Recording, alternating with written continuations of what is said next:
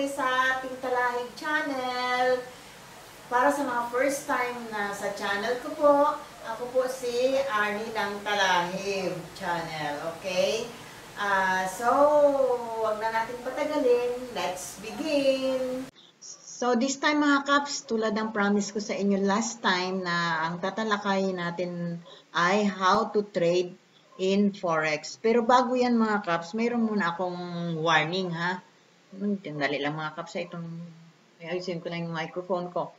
Okay, may warning ako mga Kaps. Ito, warning.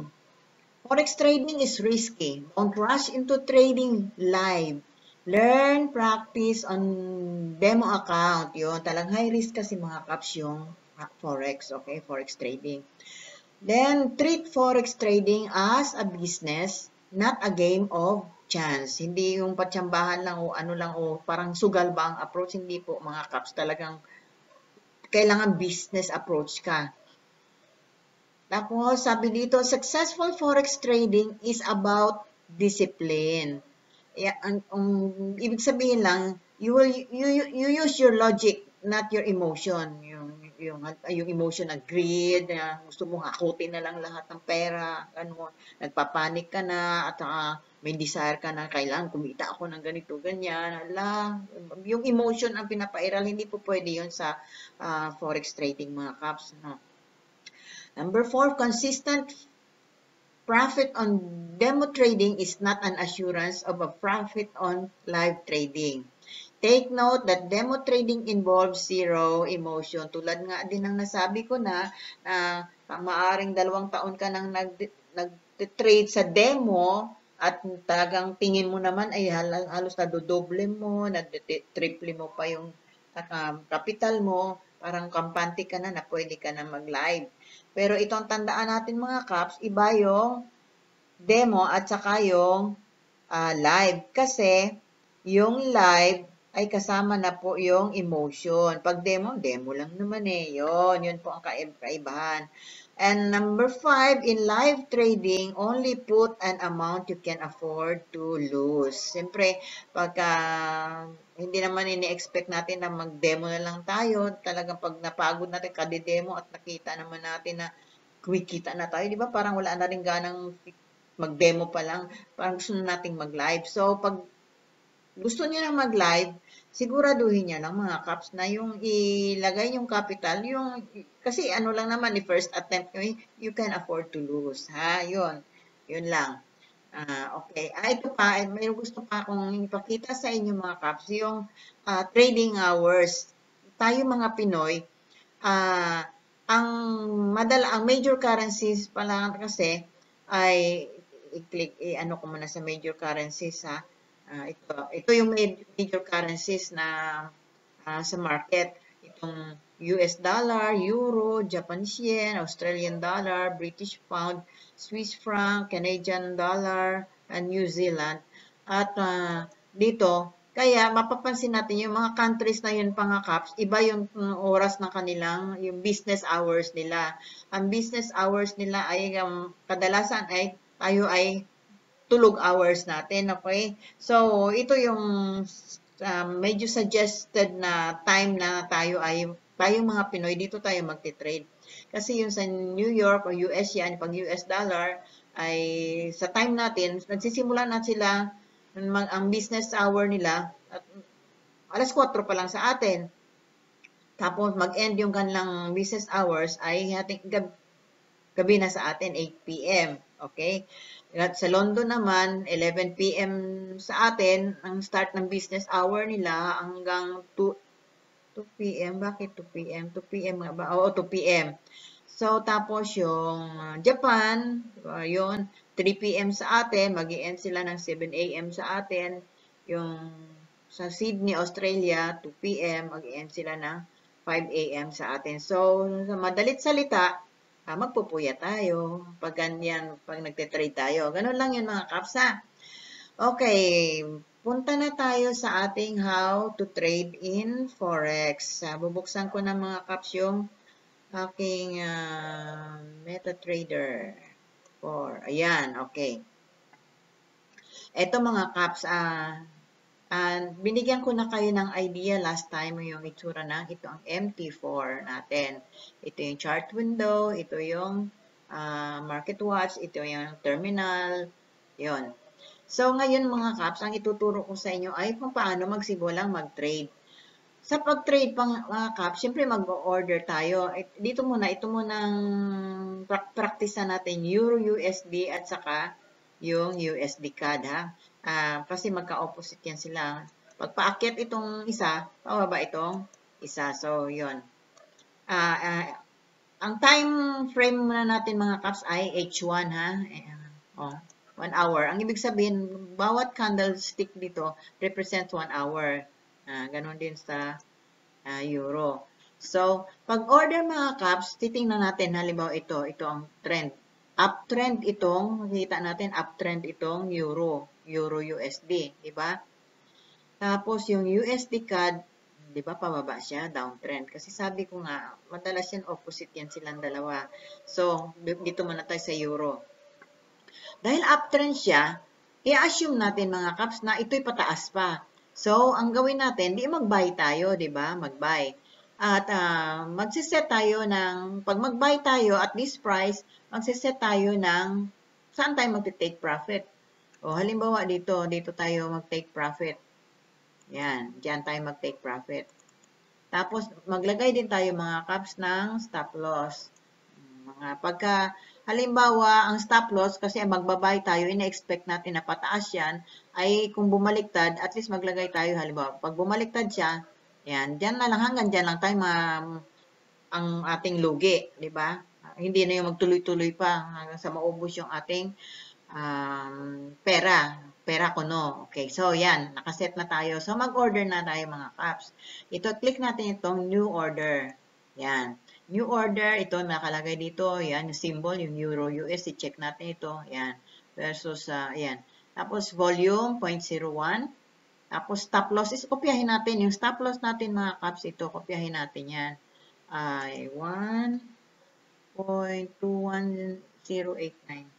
21089.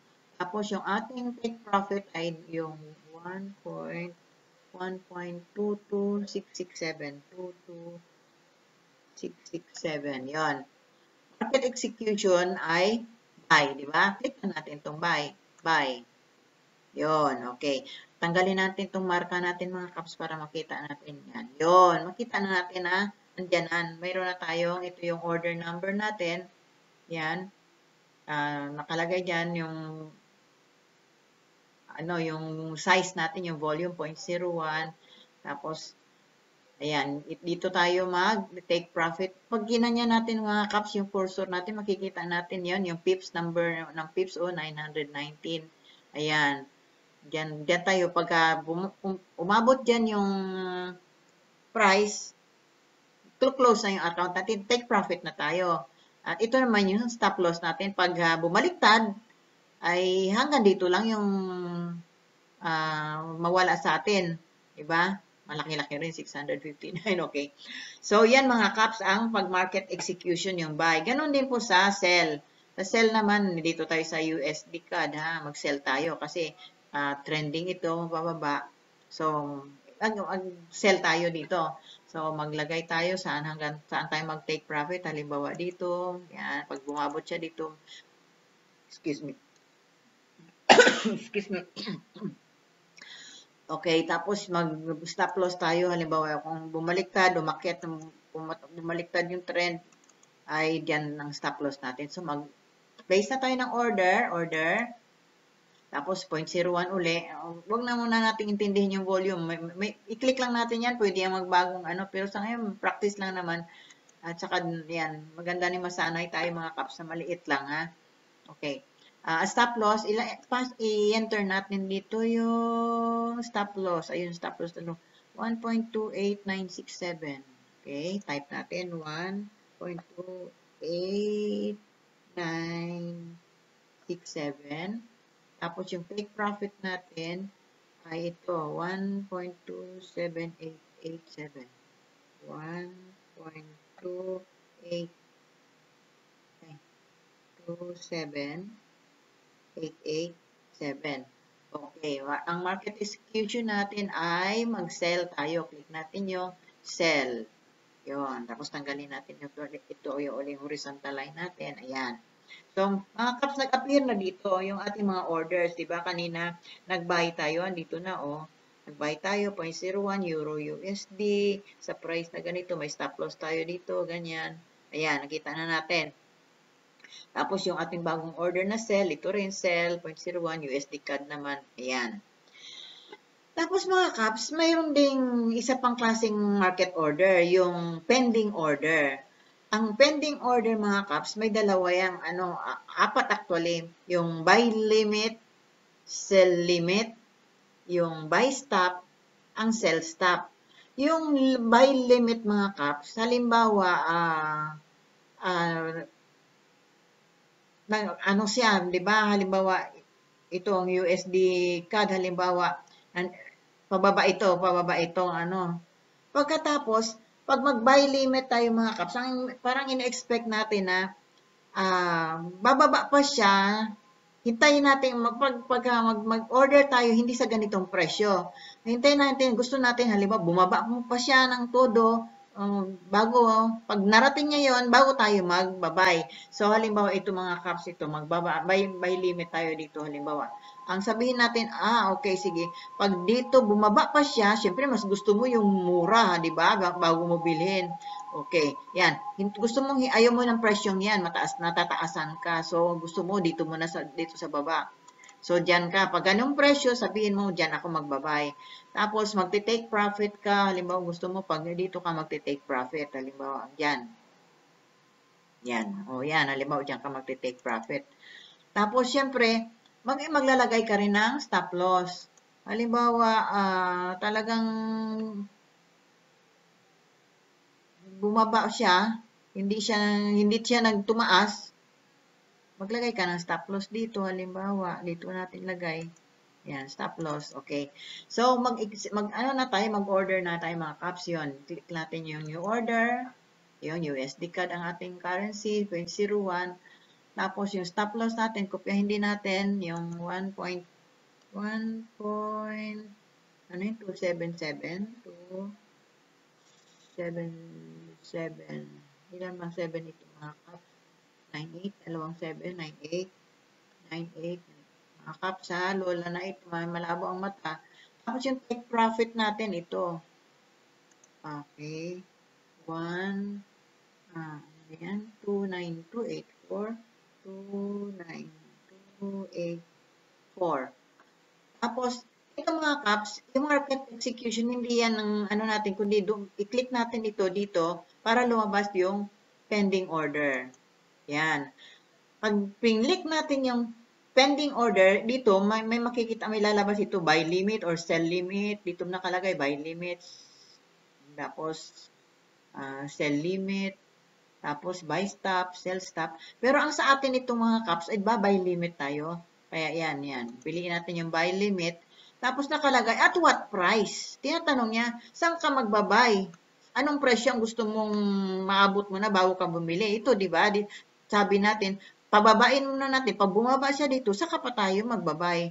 So, kupihin natin ito. At price, 1 point, ano ba ito? 28236. 28236. Okay. So, yan ang mga caps. Paste na natin yung ating order. Yon. Tanggalin natin yung ating, yan. Okay. Yan na. Tapos, ganun din mga caps sa sell limit. Diba? Dito tayo. O, halimbawa, ito paakyat. Gusto natin, bago natin ibenta, sabi natin, para medyo mas malaki ang kita natin. Halimbawa, paabutin natin pag tumaas dito yung price, halimbawa, bago tayo magbenta, di ba? Pataasin mo natin. Halimbawa, yan.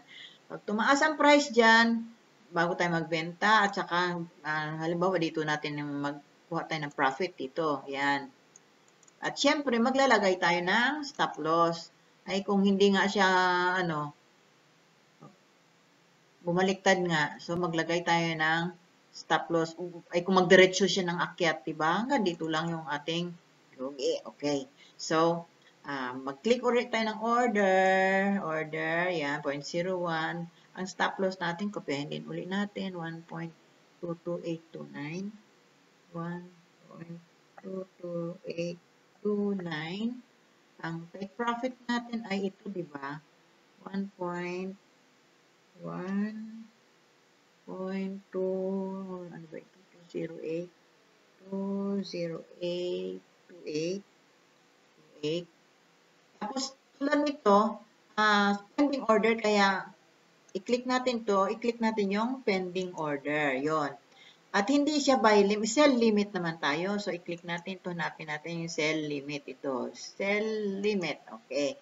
At what price tayo magsisell? Sabi nga natin, pag umakyat na siya dito, bago natin ibenta, para medyo malaki-laki kita, di ba? Yung sabi natin. So, kopyahin natin ito sa presyong 1.223.19. So, yan. Ayan na, mga caps. Okay na. So, place na natin ang order. Click na natin itong place. Yun. Tanggalin natin yung horizontal line natin mga yun. Nandyan na. Tapos mga caps, mayroon ding isa pa, di ba? Sabi ko yung buy stop at saka sell stop.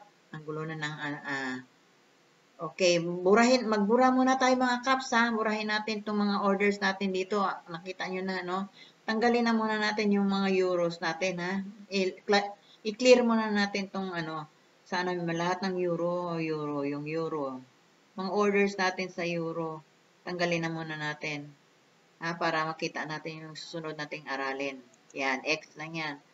Euro. Dito, pag mga pending orders mga caps, mapansin niyo dito siya sa baba. Kasi kumbaga, hindi pa niya binabawasan sa pera natin. Kasi wala pa nga eh. Hinihintay ay back kung hindi mag-abot doon, di ba? Hindi ma-reach. May mga times ganun mga caps mga pending orders natin, hindi na kasi hindi naabot eh. So, ganun. Kumbaga, itong mga pending orders, hindi pa tayo sinisingil dito. Okay, so, isara na lang muna din natin itong euro ha. Kasi dito tayo magbabuy buy stop. Okay, yan. Okay. So, ngayon naman, yung isang pending order naman mga caps, yung buy stop. Yung sell stop siguro hindi na kasi opposite lang naman yun eh, para hindi na tayo magbura dito. Okay. Yung buy stop, ito. And, yung buy stop naman mga caps, halimbawa ito, ang trend dito ay pataas. Mas maganda dito tayo mag-buy stop eh. Okay, dito na lang. Okay. Di pataas ito. Tapos in-expect natin na pag ito sabihin natin ay pataas ito, tataas pa talaga ito.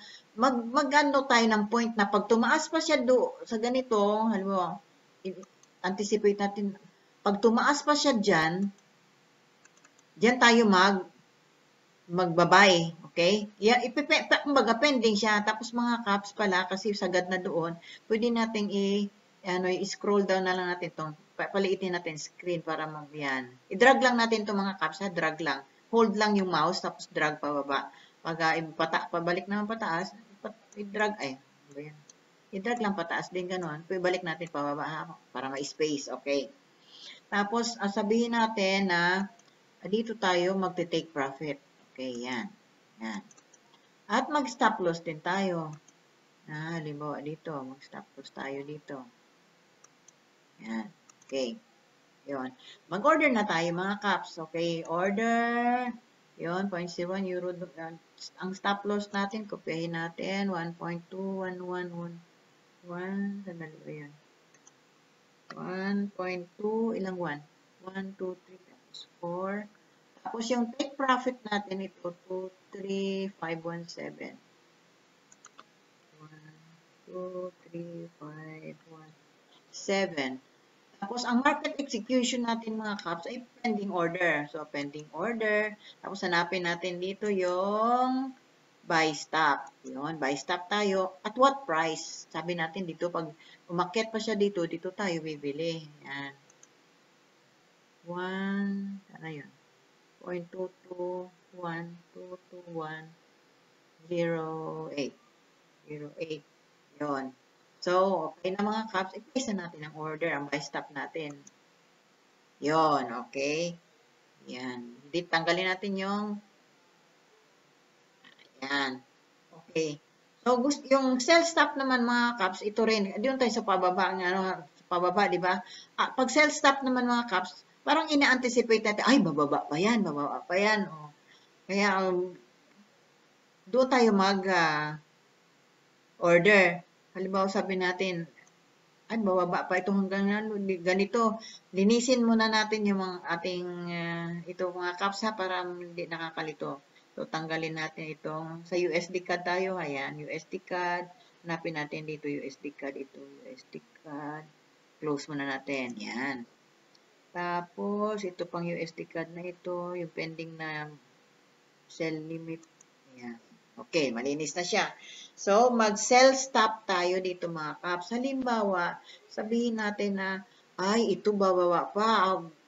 Pag bumaba pa siya hanggang dito, bago tayo magbenta. Okay.